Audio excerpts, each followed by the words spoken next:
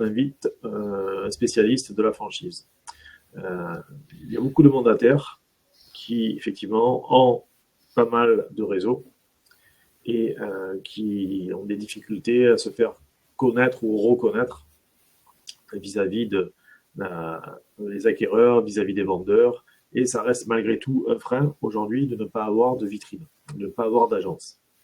Et bien souvent, on nous pose la question, oui, je suis dans un réseau de mandataires, oui, je suis négociateur en agence, mais j'aimerais ouvrir mon agence. Alors, la question qui se pose, c'est, et on va en discuter avec Jean-Philippe, c'est est-ce que vous avez la carte T? Est-ce que vous n'avez pas la carte T? Est-ce que vous avez la possibilité d'avoir la carte T? Est-ce qu'il existe des solutions justement pour ouvrir son agence sans carte T, avec carte T, être agence indépendante ou se franchiser ou adhérer à un réseau comme Powerimo ou d'autres qui fait de la licence de marque et qui vous permet d'avoir des tarifs négociés vis-à-vis de Se Loger, Le Bon Coin, etc. pour pouvoir diffuser un coût, on va dire, raisonné. Et donc, toutes ces questions, on va essayer de les aborder aujourd'hui pour voir si effectivement il y a des solutions.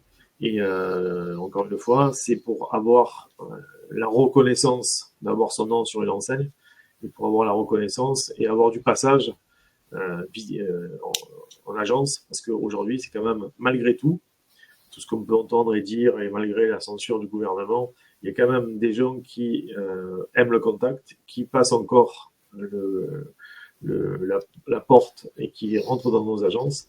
Donc c'est important de savoir comment faire, pourquoi faire, et quels sont les avantages de passer par, en tant qu'agent immobilier, de passer sur un système d'ouverture d'agence. Donc Jean-Philippe, je vais partager les quelques slides que vous m'avez envoyés. D'accord. Voilà. Alors, c'est pas l'écran 2, c'est l'écran 1. Voilà. Ok. On vous laisse vous présenter rapidement et puis on déroulera tranquillement.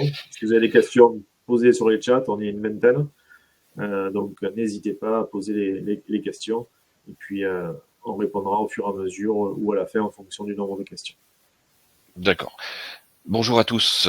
Merci Christophe de me passer la parole. Je m'appelle Jean-Philippe Pichard. Je suis dans l'immobilier depuis à peu près 2003. Au départ de 2003 à 2010, j'étais surtout consultant formateur en BTS PI, licence, master, etc.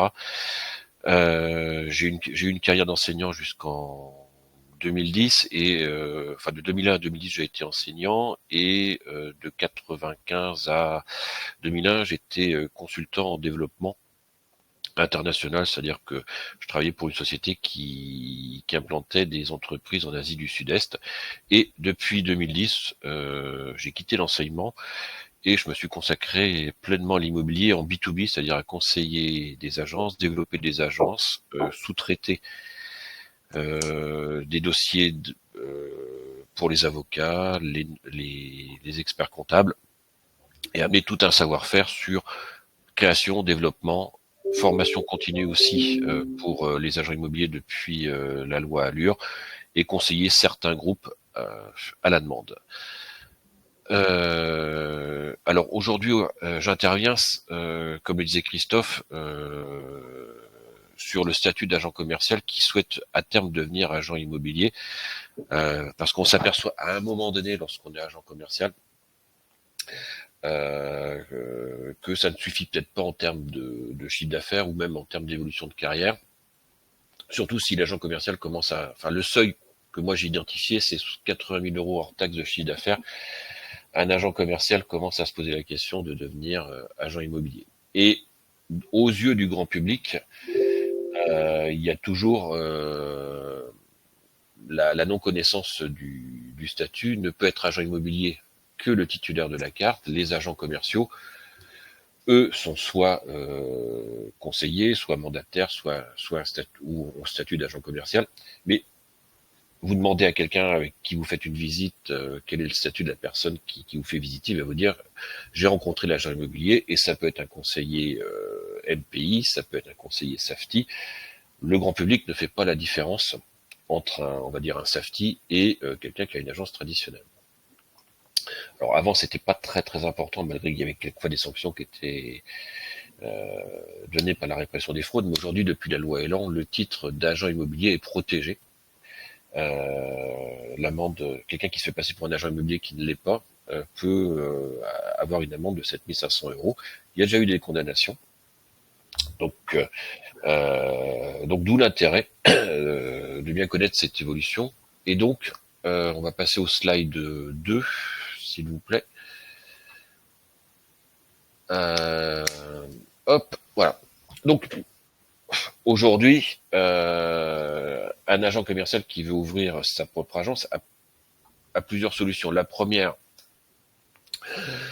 c'est soit d'être indépendant, soit d'être en franchise, soit d'être en succursale. Alors si il souhaite être indépendant, il va travailler sur son nom. S'il a peur de se lancer tout seul, il va travailler en franchise. Et s'il n'a pas la carte professionnelle ou s'il ne dispose pas de l'aptitude, il va être en succursale. Donc la première question qu'il faut se poser lorsqu'on est agent commercial, c'est de savoir si on dispose ou non de l'aptitude professionnelle. Donc ça, c'est marqué dans le slide numéro 3 et on reviendra après sur le 2. Comment savoir si vous avez ou non l'aptitude professionnelle? C'est relativement simple. Soit vous avez le bon diplôme. Le bon diplôme, c'est soit un bac+2 profession immobilière,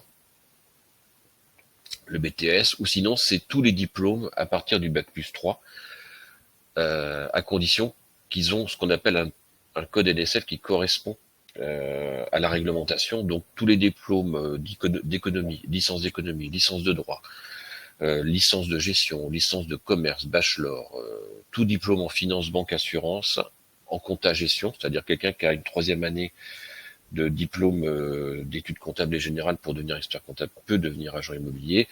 Et bizarrement, toute personne qui a un diplôme de RH, donc licence RH, licence mince, qui existe peut-être plus. Bon, le terme ne me revient plus, mais c'était une licence assez générique qui reprenait les RH, ou tout bachelor de RH permet d'avoir la carte. En fin de compte, c'est toutes les licences et tous les bachelors qui ont ce qu'on appelle un titre RNCP, c'est-à-dire reconnu par l'enseignement supérieur et non forcément les titres reconnus par le ministère du Travail. Donc certains centres de formation jouent un peu là-dessus et ne jouent pas la vérité avec les étudiants ou les personnes qui veulent se reconvertir, notamment tout ce qui est CQP, certificat de qualification professionnelle, qui sont des titres RNCP, mais notamment négociateurs, assistants immobiliers, gestionnaires. Ce sont des titres bac+2 du ministère du Travail, mais qui ne donnent pas l'aptitude professionnelle pour avoir la carte. Donc, soit vous avez l'aptitude pour avoir la carte, donc vous créez en indépendant ou en franchise. En indépendant, en fin de compte, le seul risque que vous avez, c'est de ne plus avoir l'accompagnement que vous aviez dans un réseau. Et la grosse surprise que vous allez avoir, la plupart du temps, c'est le coût de la publicité. Car il faut savoir que ça représente aujourd'hui entre 8 et 10% hors taxe du chiffre d'affaires, tout ce qui est le bon coin, se loger, etc. Publicité qui est souvent prise en charge par les réseaux lorsqu'on est mandataire, ou lorsqu'on est dans un réseau de franchise ou de succursale, il peut y avoir ce qu'on appelle une centrale d'achat, qui permet de diminuer le coût des annonces. La franchise, elle est intéressante pour quelqu'un qui veut s'appuyer sur une marque. Alors, il y a Christophe dirige une franchise et une succursale, donc en fin de compte, moi je pars du principe que c'est pas le nom de la franchise qui va faire venir le client, mais c'est le service que va amener le patron de l'agence. Grosso modo, un client va pas aller chez RH, chez Saint-Curie, chez Guy Hockey ou chez MPI ou Clérimo en se disant voilà, c'est le meilleur sur le marché, je vais chez lui. C'est le savoir-faire de la personne qui tient son agence. C'est la notoriété du négociateur et agent immobilier qui fait qu'on rentre chez lui parce qu'on le connaît. Et Voilà. les agences de proximité, c'est ça en fait la grosse différence, c'est que effectivement tout le monde a du réseau et plus vous faites du réseautage, plus vous aurez de d'opportunités pour entrer du mandat et pour vendre.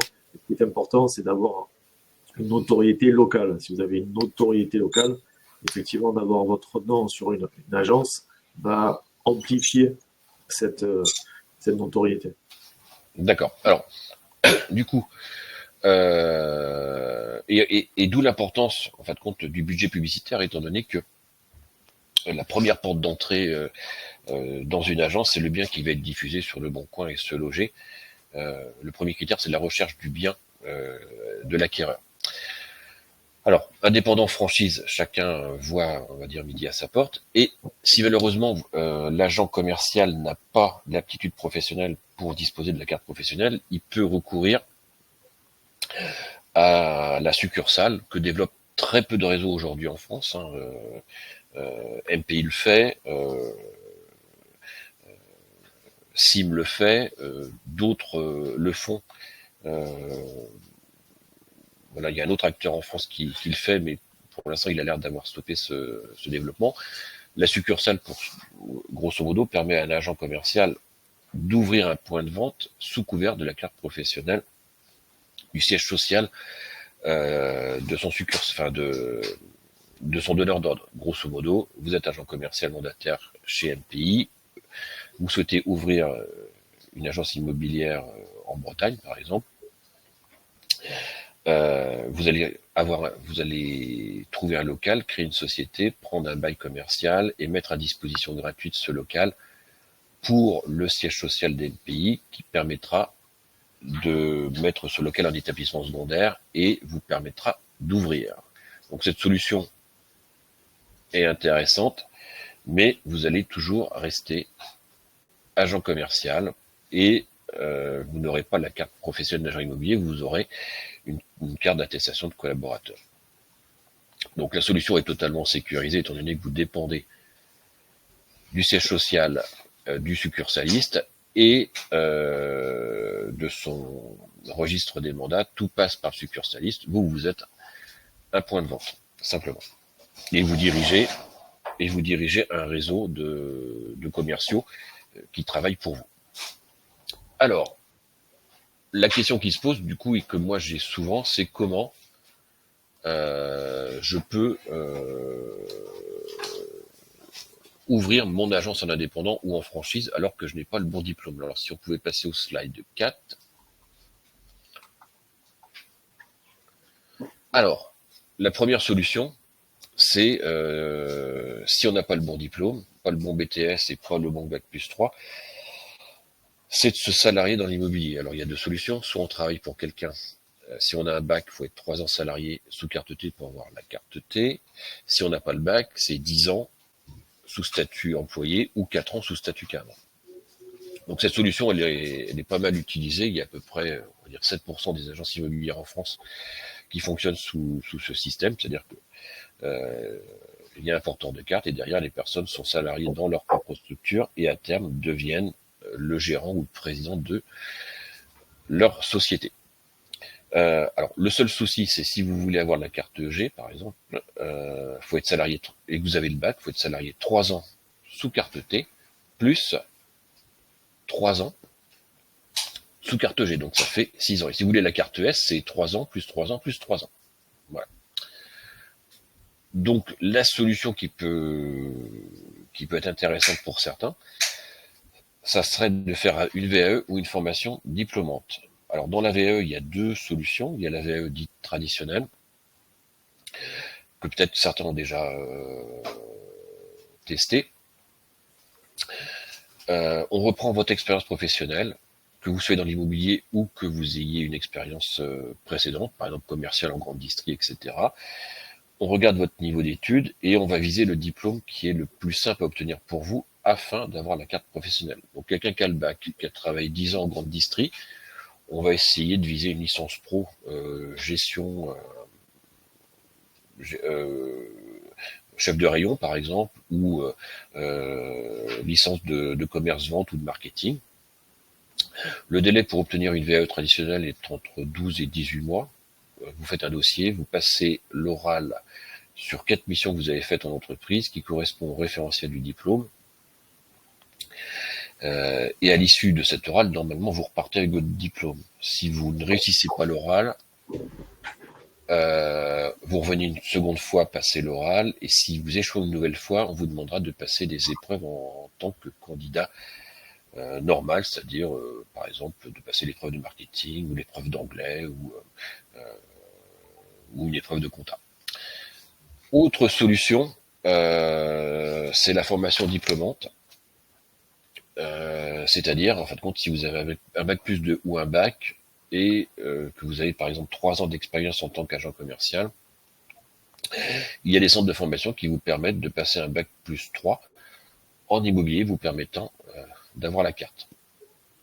Donc il y en a plusieurs, hein, on peut les citer, vous avez Comincia, vous avez Studi qui font ça, ECG aussi qui propose cette solution. Donc là, vous partez pareil sur un engagement d'1 an, comme un étudiant normal. Il y a à peu près 500 heures de cours à subir, mais en digital, avec des devoirs à rendre, un mémoire à rendre et un oral à passer. Voilà. Et il y a une autre solution qui est une formation, on va dire, plus hybride, qui mixe la VAE et la formation diplômante, sur lesquelles moi je peux accompagner certains candidats en fonction de leur niveau d'études et de l'urgence qu'ils ont à avoir la carte professionnelle. Voilà. Donc je ne sais pas si vous avez des questions, si j'ai peut-être été trop rapide. Non, je pense que ça a été très clair, hein, Jean-Philippe. Merci pour ces explications. Donc, au niveau des questions sur le chat, il y a Gilles qui demande, étant en tant que succursaliste, qui est le locataire des locaux de l'agence? Alors, je ne sais pas si vous voulez répondre, Christophe. En tant que succursaliste, je vous laisse. Moi, je connais la réponse, mais je vous laisse. Le locataire des locaux. Alors, le locataire du local. Le premier locataire, c'est le succursaliste. C'est par exemple, c'est l'agent commercial ou la société qui l'a créé.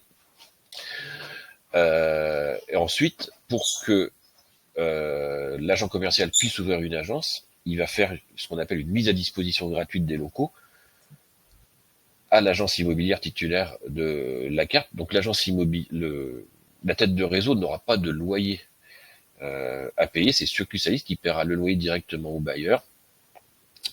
La tête de réseau, elle, aura simplement une CFE à payer du fait qu'elle bénéficie gratuitement des locaux.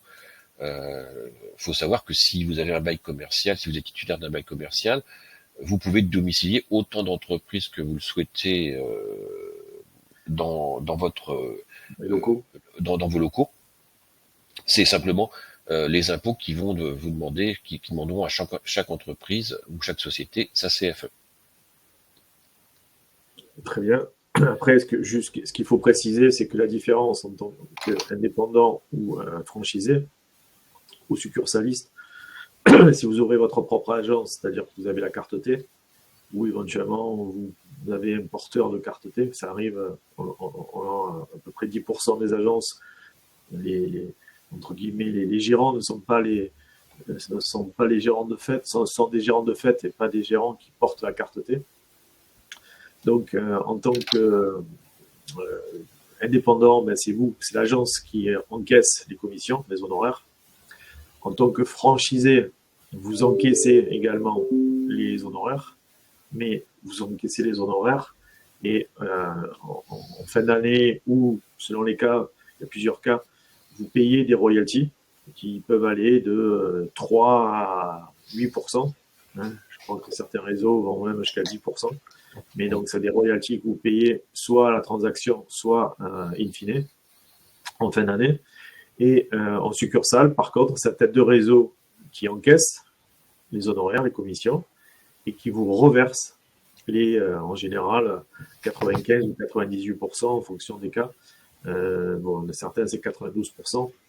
Mais voilà, en général, sur un succursaliste, c'est du 95% de manière générale. Donc ça, c'est vraiment, et Jean-Philippe l'a bien dit, vous payez votre CFE et la tête de réseau paye aussi la CFE, puisqu'elle est titulaire d'un bail, même si on est hébergé ou si c'est à titre gratuit.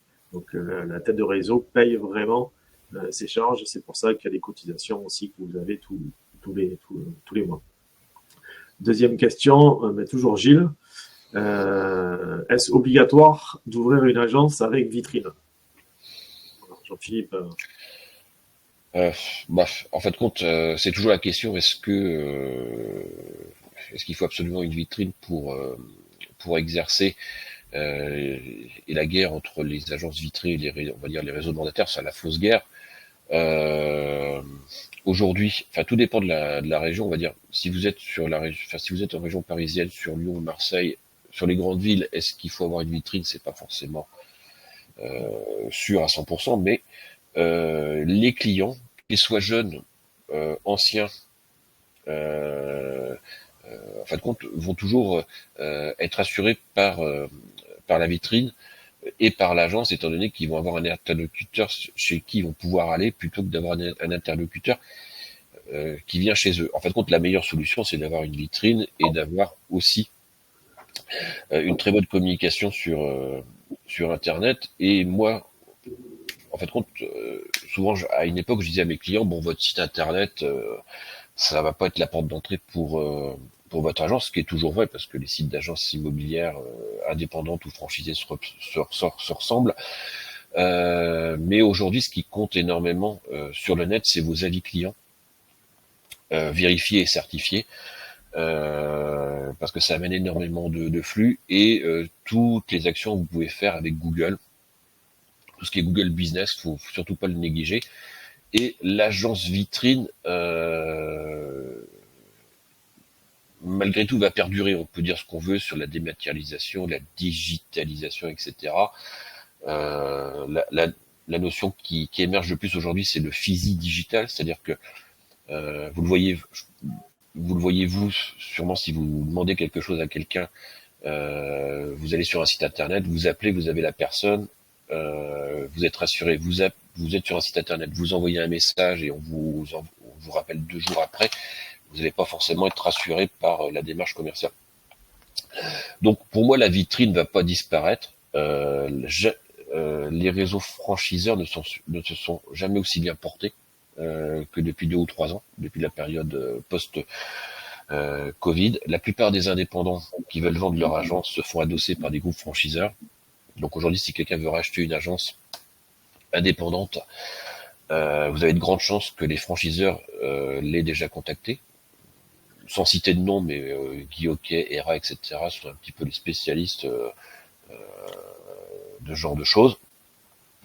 Donc, la vitrine est extrêmement, la vitrine perdurera, et ce qu'on voit, c'est qu'à un moment donné, un agent commercial qui est mandataire, qui travaille dans un réseau, va se sentir isolé, surtout s'il fait du chiffre d'affaires, et va vouloir se développer. Et la seule façon de se développer, pour lui, ça sera d'avoir ce fameux point de vente et cette vitrine. Idem pour les agents commerciaux qui sont en agence traditionnelle. Eux ne se verraient pas travailler forcément pour un réseau de mandataires. Voilà, donc la vitrine perdurera. Voilà, comme les banques perdureront. C'est-à-dire qu'aujourd'hui on ferme des agences bancaires, mais si on veut, même s'il y a il y a Boursorama, etc., ou Conto pour les solutions bancaires pour les sociétés, on a toujours besoin d'avoir quelqu'un, un interlocuteur. Donc pour moi, les modèles, tous les modèles fonctionneront, que ce soit mandataire, agence vitrée, et aussi indépendants qui ont leur site internet et qui sont sur des marchés de niche, notamment sur Paris. Pour rebondir sur ce que dit Jean-Philippe, c'est évident que quand vous voulez avoir une notoriété locale, il faut que vous soyez visible localement, et quoi de mieux qu'un commerce local. Et ça, c'est ce qui va faire la différence. Il y en a certains qui veulent ouvrir des agences virtuelles. Est-ce que c'est une agence virtuelle? Ben, on travaille de chez vous. Mais bon, ça, pour moi, c'est assimilé à des mandataires. Et effectivement, c'est une grosse plus-value, je pense, d'avoir une vitrine et d'avoir des LED et des produits à vendre et à diffuser, parce que les gens vont se rappeler de vous. Les gens se rappellent de vous, mais quand ils ont besoin de vous. Mais si vous n'avez pas ce contact physique, si tous les matins ils passent pas devant votre agence, ben, à un moment donné, ils vous zappent. Pour moi, l'agence, c'est un canal de vente supplémentaire. Vous avez l'agence, vous avez les réseaux sociaux, vous avez le site internet, vous avez tous les outils de prospection, les SMS Pige, etc. Donc tout ça, ce sont des canaux qui vont vous permettre d'avoir une porte d'entrée supplémentaire chez le vendeur ou vis-à-vis de l'acquéreur. Et les sites de diffusion internet, effectivement. Et donc, je vais rebondir sur la question de Luc qui me dit, du coup, quel est le vrai intérêt à être indépendant avec sa propre carte T? Alors, Jean-Philippe, je vais vous laisser la parole. Bah, en fait, c'est d'être maître de son business, c'est-à-dire que là, vous allez avoir le titre d'agent immobilier. En fait, tout dépend de comment vous vous situez dans la profession. Si le statut d'agent commercial vous convient et que l'aspect administratif, est pesant pour vous, autant rester agent commercial. Mais avoir sa propre carte T vous permet déjà d'encaisser à 100% vos commissions, même si le budget pub va être à votre charge. Vous allez pouvoir avoir des collaborateurs agents commerciaux ou engager des salariés. Et à terme, vous allez déjà créer une notoriété au niveau local. Et lorsqu'on fait de la transaction, à un moment donné, tout bon transactionnaire se voit la question de savoir si derrière il ne prend pas des lots en gestion. Donc vous pourrez ensuite développer la gestion immobilière au départ en nourrice, si vous n'avez pas une assistante qui peut faire ou un assistant ou une assistante qui peut faire le travail. Sachant que la gestion, c'est un revenu récurrent qui amène aussi de la transaction. Et lorsqu'on est titulaire de sa propre agence avec sa carte T, sa carte G, au moment de la revente de votre fonds de commerce, vous allez faire une plus-value. Une agence, c'est 30% de son chiffre d'affaires sur les 3 dernières années en termes de valorisation. Par contre, un cabinet de gestion, c'est 230% de son chiffre d'affaires en moyenne. Ça peut monter à 300 sur des lots extrêmement, sur des lots de gestion extrêmement intéressants, mais on est plutôt à 230. Donc, sur une vision à long terme, il est intéressant d'avoir sa propre carte T, ce qui vous permet de choisir votre façon de travailler. Est-ce que vous allez travailler en indépendant ou en franchise? Voilà. Après, pour compléter ce que dit Jean-Philippe, le fait d'avoir la carte T, ou pas, mais c'est parce que Luc pose la question vraiment, quel est le vrai intérêt à être indépendant avec sa propre carte T? Quand on est indépendant, on va prendre 10 annonces sur se loger, on va payer ça, les 10 annonces, on va les payer 300 €. On va prendre 10 annonces sur Le Bon Coin, on va les payer 300 € aussi. Que de passer par un réseau en franchise ou en succursaliste, on va payer les 10 annonces moitié prix. Donc, pourquoi? Parce que quand on passe par une franchise ou un réseau de succursalistes, vous allez avoir des effets, des économies d'échelle. Et quand on va acheter, par exemple, vous allez acheter 10 annonces sur Le Bon Coin, le réseau, la tête de réseau va en acheter 1000 ou 10 000. Après, pour les indépendants, il y a une solution, alors que nous, on a bien développé, parce que l'ensemble du groupe a développé toutes les solutions. Que vous soyez mandataire, agence indépendante ou franchisé ou succursaliste. Donc, on passe par un réseau qui s'appelle Power Immo, qui est à la fois un réseau de mandataires et à la fois un réseau de licence de marque, et qui vous permet, qui est une centrale d'achat, si vous voulez. Donc, vous allez pouvoir avoir des tarifs sur, donc c'est Power Immo, vous allez regarder, hein, vous pouvez avoir donc des tarifs sur Se Loger, sur Le Bon Coin, sur Paru Vendu, sur Figaro, sur Greenhack, sur tous les sites de diffusion. Vous avez des prix négociés parce que, au lieu d'acheter 10 annonces, le Power Immo en achète 10 ou 15 000, je ne sais pas exactement combien aujourd'hui. Et effectivement, vous avez cette économie d'échelle comme si vous étiez affilié à un groupe comme Orpi ou Century ou Plaza encore qu'ils n'ont plus d'accord cadre, mais bon, c'est encore autre chose. Mais bon, voilà, ça vous permet d'avoir une tarification pour vous, en tant qu'indépendant, très intéressante. Pour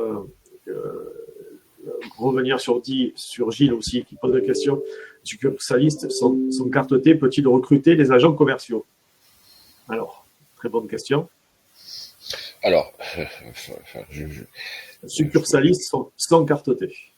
Un succursaliste sans carte T. En fait, compte, un agent commercial va, en fin de compte, il peut pas recruter directement. Enfin, on va dire. C'est la tête de réseau qui recrute. D'un point de vue juridique, il peut pas recruter. Enfin, il peut recruter des collaborateurs, mais qui sont à une assistante, etc. Mais c'est à ses propres frais. Par contre, s'il veut recruter des collaborateurs agents commerciaux, ça sera la tête de réseau qui va signer le contrat d'agent commercial avec les agents commerciaux recrutés par ce succursaliste. Après, souvent, quand c'est succursaliste, il y a des dispositions dans le contrat sur des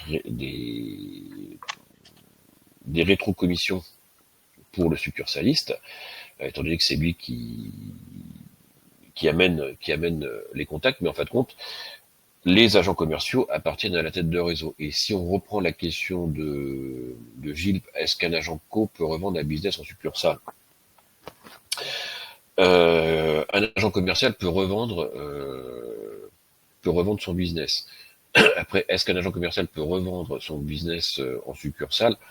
Oui, ça va dépendre derrière de l'accord qu'il a avec le succursaliste. Voilà, mais habituellement tous les contrats de succursaliste prévoient les cas de revente d'une succursale, comme le font aussi les réseaux de mandataires type IAD, Safety et autres, qui ont des parrains, des filleuls, etc. Grosso modo, chez IAD, quelqu'un qui a 100 conseillers sous sa coupe peut revendre son business à un autre conseiller. Voilà, sachant que lorsqu'un parrain, par exemple chez IAD, part, du coup, sans revendre son business, ce qui peut arriver, il perd tous ses conseillers, il perd toute la plus-value qu'il a amenée. Voilà. Donc c'est possible, mais c'est des accords qui sont sous sein privé et qui sont en interne et qui sont la plupart du temps confidentiels. Après, en tant qu'indépendant franchisé ou succursaliste, vous créez un fonds de commerce. Donc, voilà. Le fonds de commerce, par définition, sont cessibles. Et la question de qui est-ce qui redemande la valorisation, Arnaud qui demande de répéter la valorisation pour la Transac, l'écran de gestion. La Transac, c'est 30% hors taxe du chiffre d'affaires. Et donc ça, on va dire c'est 30% max. C'est-à-dire on est vraiment une agence en transaction qui fait 100 000 euros de chiffre d'affaires et vaudra 30 000. Mais c'est le maximum parce que dans un fonds de commerce, il y a plusieurs éléments. Il y a la clientèle, il y a l'enseigne, il y a le nom, etc. La notoriété, tout ça mis bout à bout donne un montant. La gestion, c'est 230% à peu près du chiffre d'affaires, sachant qu'aujourd'hui, les gros du marché, on va dire Foncia, Citia, rachètent à tour de bras les cabinets de gestion indépendants. Et x3. En général, c'est x3, c'est même pas 230. Oui, on est plutôt à x3. Oui, pratiquement oui, parce qu'en fait, il n'y a pas de vote aux enchères comme dans les cabinets d'assurance, mais je pense qu'à un moment donné, on va y venir. Et le syndic, on est à peu près à 210, sachant que la profession de syndic, c'est vraiment quelque chose d'à part. Il faut vraiment être passionné par ça, voilà, parce que c'est très peu de reconnaissance, beaucoup de reproches sur vos honoraires, beaucoup de soucis. Et beaucoup de soucis. Voilà. 7 jours sur 7. Voilà, vous êtes toujours trop cher, vous faites toujours mal votre travail, voilà. Donc voilà, plus les agents immobiliers quelquefois qui ont une dent contre vous par rapport aux états datés. Bon bref, vous êtes la cible de tout le monde. Est-ce que les charges... Gilles qui pose la question, est-ce que les charges sont plus faibles pour un succursaliste que pour un franchisé? Moi je dirais non. Enfin, a priori non, parce que le succursaliste aura son local à payer, aura ses charges à payer. Après, tout dépend du réseau, c'est-à-dire que, comme le disait Christophe, certains réseaux de franchise, je ne vais pas les citer, mais beaucoup n'ont pas d'accord cadre pour l'achat d'annonces. C'est ça. Voilà. Donc, Vous pouvez les citer, Jean-Philippe. bon, on Allez-y. va dire ce que je connais parce que ce soit Plaza, Orpi, Orpi qui est pourtant un Numéro 1. non, qui est un GIE, qui est un groupement d'intérêt économique, donc avec normalement une solidarité entre les membres du groupement. Orpi, Guioquet, toute la galaxie, Citia, etc. Le nom du groupe me revient plus, mais Arche, toute la galaxie Arche, etc. N'ont pas de centrale d'achat. Et c'est toujours ce qui m'a un petit peu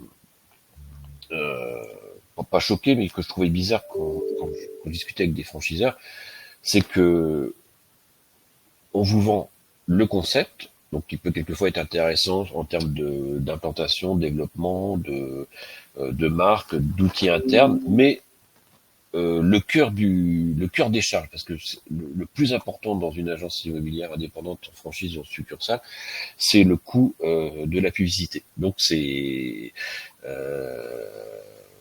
donc pour la question de Gilles, les charges ne vont pas forcément être plus faibles en succursaliste ou en franchise. Tout va dépendre de comment la tête de réseau vous accompagne, déjà sur le business, sur le côté administratif, mais aussi sur le côté central d'achat. Donc c'est pour ça qu'il y en a il y a certaines structures qui sont aussi arrivées, qui accompagnent des indépendants. Moi j'ai pas de préférence, mais il y a Dorian Deschamps qui a lancé un business, le nom ne revient plus. Il y a Expertimo aussi. Il faut passer par Power Imo. Vous avez tout sur Power Voilà. Imo. Vous avez voilà. À la fois la centrale d'achat, vous avez le logiciel de transaction qui vous permet de diffuser, qui intègre la pige, la transaction et le logiciel d'estimation. Et c'est offert. Donc vous avez, si vous voulez ouvrir votre agence indépendante ou si vous nous écoutez et que vous êtes indépendant, vous avez tout un catalogue chez Power Imo qui vous permet d'avoir des coûts, je dirais, maîtrisés, c'est ce qui est important, et qui sont inférieurs à ce que vous pouvez avoir sur La Forêt, Century, Plaza, Orpi, et j'en passe, c'est les meilleurs. Et aujourd'hui, ce qu'on voit, c'est qu'il y a de plus en plus, effectivement, de gens qui capitalisent sur leur nom personnel et pas sur le nom de l'enseigne. Et ça, c'est aujourd'hui une nouveauté qui arrive là depuis 1 an ou 2 ans, parce que c'est souvent, comme on l'a dit dès le départ, beaucoup de mandataires qui ont du chiffre, qui font entre 80, minimum 80 à 100 000, qui se disent, si je veux aller plus haut, qu'est-ce qu'il faut que je fasse? Et je veux capitaliser sur mon nom.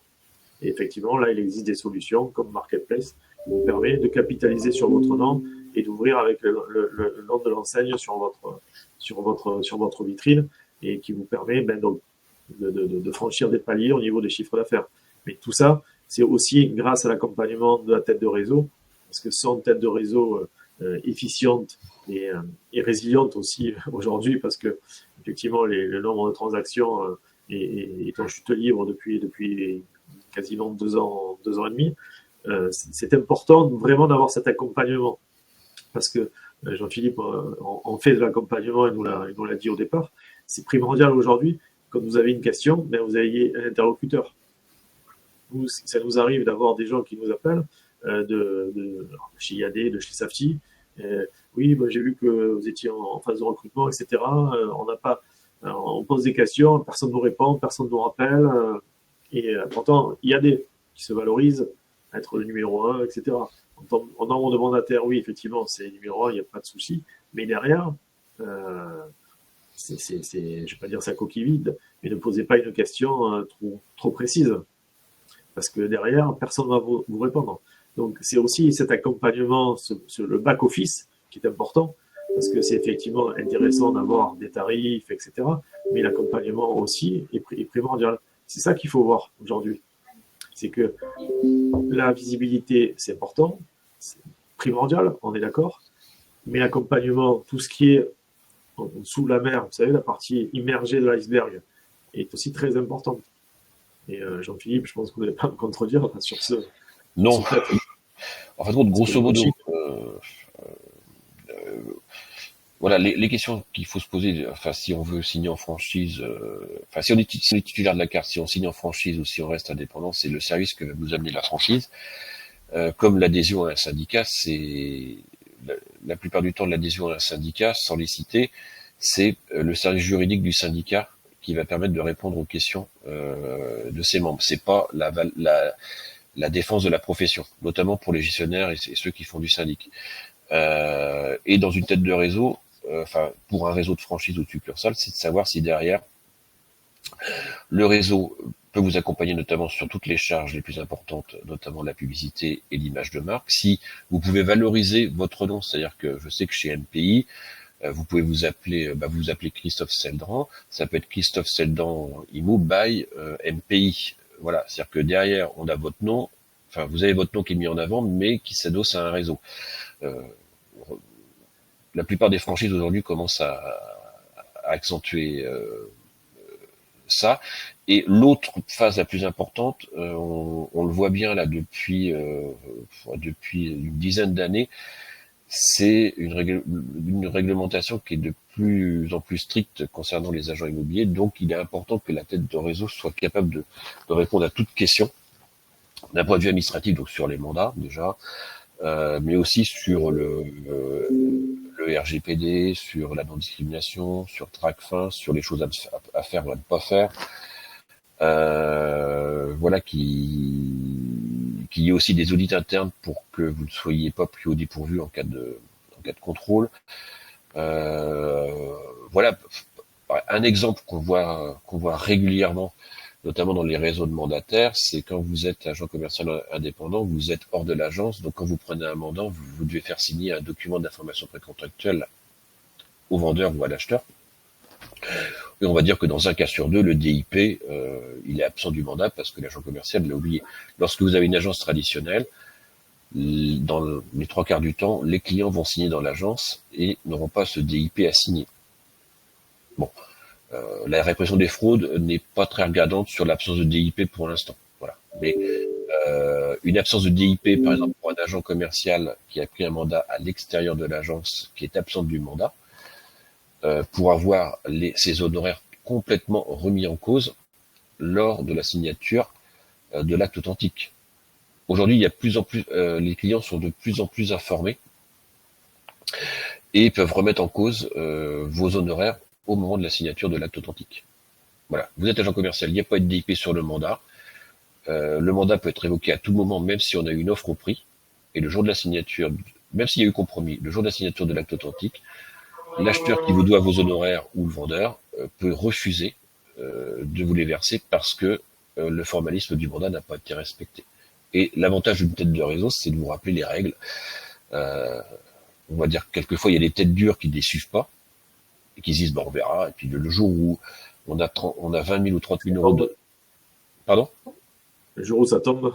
Voilà, le jour où il y a 10 000 ou 15 000 euros d'honoraires qu'on se fait squeezer de façon totalement légale par le vendeur ou l'acheteur, les gens vous disent, je vais aller au contentieux, etc. Mais non, c'est mort. La garantie financière ou la RCP ne vous suivra pas, étant donné que vous n'avez pas respecté le formalisme du mandat. Donc, c'est extrêmement important. C'est extrêmement important d'avoir une tête de réseau qui vous répond. Et dans le cas de Christophe, parce que on collabore ensemble de façon ponctuelle, c'est que la tête de réseau soit capable de faire appel à des prestataires extérieurs s'ils n'ont pas la réponse en interne. Donc c'est là où moi j'interviens par exemple chez MPI, lorsque derrière la réponse en interne peut bloquer ou que le réseau veut une confirmation sur sa réponse, c'est de s'entourer des très bons prestataires. Voilà. Comme un agent commercial qui va s'entourer d'un bon conseiller bancaire, d'un bon diagnostiqueur, même si on ne doit pas favoriser tel ou tel diagnostiqueur. Mais c'est ça aussi qui est important, et c'est la phase immergée de l'iceberg qu'on ne voit pas. C'est-à-dire que si Christophe fait appel à moi, qu'il a besoin d'un conseil, il va payer une facture qu'il ne va pas forcément dire à son franchisé, à son succursaliste, mais il aura donné la bonne réponse. Tout à fait. Patrick qui dit « Et de DIP, monsieur et madame, obligatoire chez nous 3G ». Alors, c'est pas obligatoire chez 3G. 3G ne fait qu'appliquer la loi. C'est obligatoire. C'est obligatoire pour monsieur et madame, déjà s'ils sont mariés, s'ils sont copropriétaires, et c'est plutôt aussi obligatoire si vous avez 5 ou 6 vendeurs qui sont indivisaires héritiers. Voilà. Donc, et pourquoi obligatoire pour monsieur et madame qui sont mariés? Parce que on va dire qu'une vente sur deux se fait en séparation, quand le couple se sépare. Dans 80% des cas, c'est madame qui passe la porte de l'agence, qui va dire mon mari va venir signer. Et on a tous eu le cas où le mari signe ou signe pas. Voilà, donc en fin de compte, tant que vous n'avez pas toutes les signatures, vous ne mettez pas en diffusion. C'est ça qu'il faut avoir en tête. Et certains réseaux, on critique IAD, mais en fait, quand IAD a un process où tant que le formalisme n'est pas respecté, que ce soit IAD ou CAFPI qui a été CAPI qui a été Monsieur Cotémoine a été contrôlé je ne sais pas combien de fois au début de CAPI France. Et donc ils ont un process qui est extrêmement strict, si bien que même si on critique les IAD, les CAPI, etc., quand eux se lancent en agence, ben, ils sont totalement opérationnels sur l'aspect administratif et le formalisme de la prise de mandat et des mandats. Voilà. Et pour répondre à ce que dit Patrick, ben justement la différence entre un mandataire et une agence, on a évoqué tout à l'heure, ça fait partie aussi des avantages de signer d'abord une agence, parce que le mandat est signé en agence. Enfin, vous pouvez signer, vous pouvez faire venir les clients en agence. Que lorsque vous allez prendre un mandat, en général, c'est jamais sur un R1, c'est plutôt sur du R2 que vous signez le mandat. En général, vous pouvez le faire signer chez vous à l'agence. Et effectivement, c'est beaucoup plus pratique. Et si vous êtes dans votre zone de confort. Et en général, on discute moins en agence que chez les clients. Mais ça, c'est l'expérience. Ouais. Alors, il y a une technique, je vais dire, un client, après, c'est apprendre ou pas apprendre, qui a sa propre agence. Lui, lorsqu'il fait un avis de valeur, il ramène son DIP au client en disant voilà ce que je vais faire, etc. Il leur fait signer le DIP, même s'il n'a aucune obligation de le faire. Et quand il revient, on va dire, il laisse un petit peu mariner 3-4 jours ou 8 jours, quand derrière il leur demande si ces derniers souhaitent signer le mandat, comme ils ont eu le DIP et qu'aucune autre agence leur a montré ce DIP avec tout ce qu'allait mettre en place l'agence, c'est-à-dire les annonces, la reddition, etc., il a un taux de conversion en mandat exclusif qui est beaucoup plus important que ses confrères. Donc plus on est transparent, même si on a une agence, à partir du moment où on monte le DIP, qui n'est pas obligatoire, notamment lors de la remise de l'avis de valeur, vous allez pouvoir transformer plus rapidement la signature de mandat en mandat exclusif tout de suite. Voilà. Le tout, c'est d'être, enfin, Christophe va pas me contredire, c'est plus on est transparent, plus on va susciter la confiance du client. Et j'en profite aussi de cette période de vœux là, parce que on va arriver sur la période de vœux. Beaucoup d'agents commerciaux en immobilier, mais aussi beaucoup d'agents immobiliers traditionnels prennent le retour qu'on a quand on a acheté quelque chose, quand vous êtes client, c'est il nous a trouvé la maison, il a pris sa com, merci, au revoir. Par contre, n'oubliez jamais de relancer votre fichier client au moment des vœux, parce qu'un client satisfait, c'est un client qui peut vous ramener d'autres clients. Des recommandations. Et des recommandations, mais n'oubliez jamais la période des vœux pour remercier vos acquéreurs ou vos vendeurs qui vous ont fait confiance. Et aussi toujours maintenant ça s'est développé un petit peu, le cadeau lorsque vous avez un acheteur ou un vendeur qui conclut un acte authentique avec vous. C'est extrêmement important parce que derrière les gens s'en souviennent et reviennent vers vous. Très bien. Thierry Roda, si c'est un mandat électronique, c'est annexé au mandat électronique. Le mandat électronique, alors actuellement les solutions des mandats électroniques, il y a Protexa qui a été racheté par la boîte IMO. Par la boîte IMO. Un mandat électronique, alors là c'est la jurisprudence n'est pas encore tombée là-dessus, mais un mandat électronique, la signature se fait à l'extérieur de l'agence. C'est-à-dire que même si vous envoyez un mandat électronique à quelqu'un, si on applique le droit, je reçois un mandat électronique, je le signe de chez moi avec un code SMS, il faudra un DIP. Voilà. Le problème des solutions, que ça soit MyNotary, Protexa, Modelo. Et Modelo, voilà, il n'inclut pas le DIP dans la signature électronique, dans la signature du mandat. En fait, il faut générer deux documents. alors que ça va pas être très compliqué de tout mettre dans le même document. C'est un peu, en fin de compte, et j'ai discuté avec le responsable juridique de Modelo, il me disait, c'est comme quand vous allez sur Internet, vous achetez chez La Redoute ou à la Fnac, vous allez cocher, j'ai compris les conditions générales, etc. Vous allez cocher pour passer au paiement. Sauf que on vous envoie pas les conditions générales, on vous envoie pas le DIP. Donc, pour l'instant, il n'y a pas eu de souci avec le mandat électronique. Mais le jour où un acheteur ou un vendeur va se dire j'ai signé un mandat électronique qui de facto est signé hors de l'agence et qu'il n'y a pas de DIP, les honoraires pourront être mis en cause. Alors il arrive que le mandat électronique soit signé dans l'agence, c'est-à-dire que l'agent immobilier génère son mandat, vous êtes dans l'agence, vous signez avec votre smartphone. C'est toujours la notion de preuve. Pour l'instant, il n'y a pas eu de contentieux, mais à un moment donné, notamment sur des grosses commissions, des gros honoraires, on va dire les gens qui vont regarder ça d'un peu plus près, ce sera les investisseurs et les marchands de biens, ils pourront remettre en cause la signature de leur mandat électronique. Voilà. Mais bizarrement, eux se disent, en fin de compte, on a fourni des informations, ils sont presque Modelo, Protexa et MyNotary sont prestataires de services. Donc eux, c'est pas eux qui ont de sa responsabilité, c'est l'agent immobilier ou l'agent commercial. Tout à fait. Donc là, il y aura sûrement, il faudrait simplement qu'ils mettent le DIP dans le mandat, mais bizarrement, ils sont pas réceptifs à ça. Bon, s'il n'y a plus de questions, on va conclure.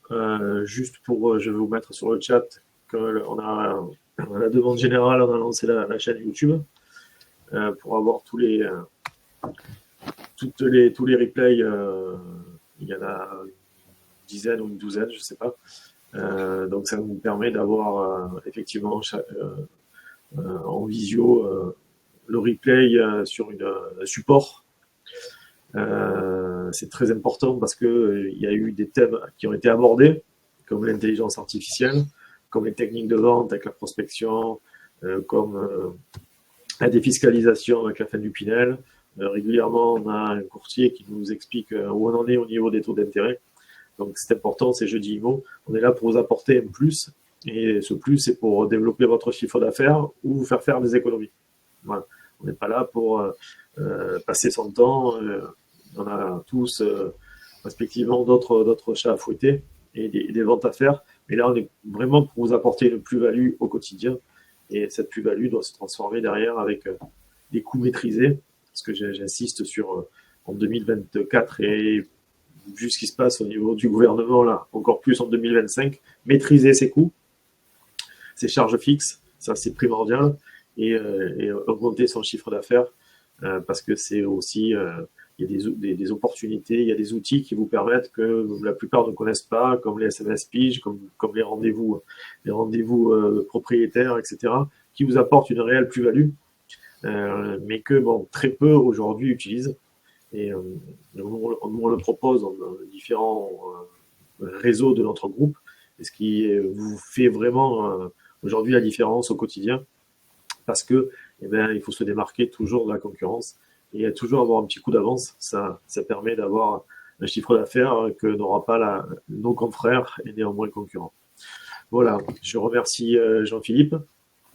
Si éventuellement Jean-Philippe veut mettre ses coordonnées, et si vous voulez éventuellement le contacter, pourquoi pas. Sinon, vous passez par Jeudi Immo Info et vous me contactez à moi directement.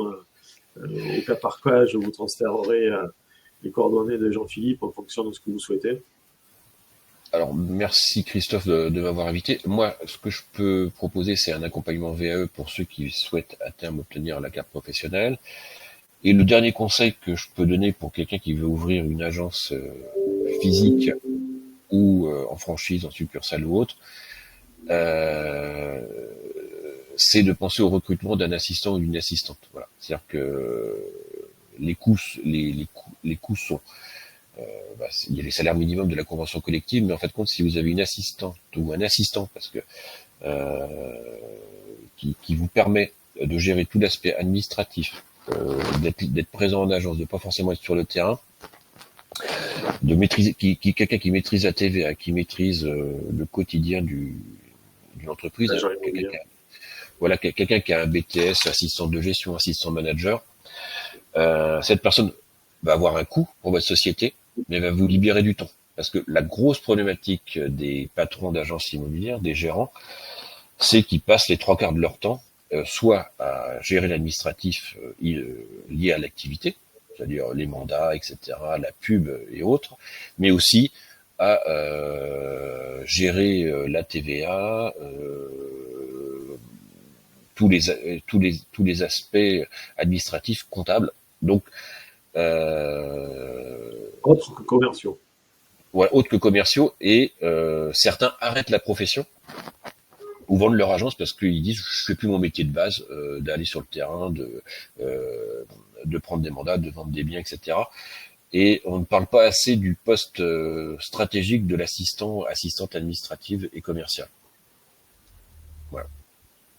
Donc, Après, voilà quand vous rentrez dans un réseau, je peux parler de MPI ou des Clérigos ou d'autres, ou dans un réseau de mandataires, vous avez le back-office qui est géré par la tête de réseau et qui, tout ce qui concerne au niveau des mandats, qui vérifie tout ça. Et c'est déjà, ça vous soulage effectivement de tout ce qui est administratif. En général, vous allez vite pour entrer le mandat et c'est important. Donc, ce qu'il faut voir, c'est que effectivement, une assistante, si elle est qualifiée, après, sinon, vous avez des solutions, on va dire, comment dirais-je, alternatives. Il y en a certains qui prennent des alternants en agence aussi. Ça peut être une solution. Dans le cadre on a le groupe NCFA et avec plusieurs classes et on forme les jeunes alternants, alors à la fois en présentiel quand c'est possible ou en visio avec des élèves qui sont sur Blois, sur Bordeaux, sur Grenoble, sur Charleville, qui font ça en visio. Ça peut être aussi une alternative parce qu'on va faire monter en compétence les alternants et les alternantes parce que c'est beaucoup des collaboratrices. Aujourd'hui, vous avez un coût qui est maîtrisé parce que vous avez une aide de l'État et vous savez que les alternants, c'est en général, entre 20 et 25 ans, c'est 750 euros, 790 euros. Et vous avez une aide de l'État de 500 euros pour encore quelques jours, je crois. oui, c'est jusqu'au Non, c'est plus 31 trop. août. On sait plus trop. Et là,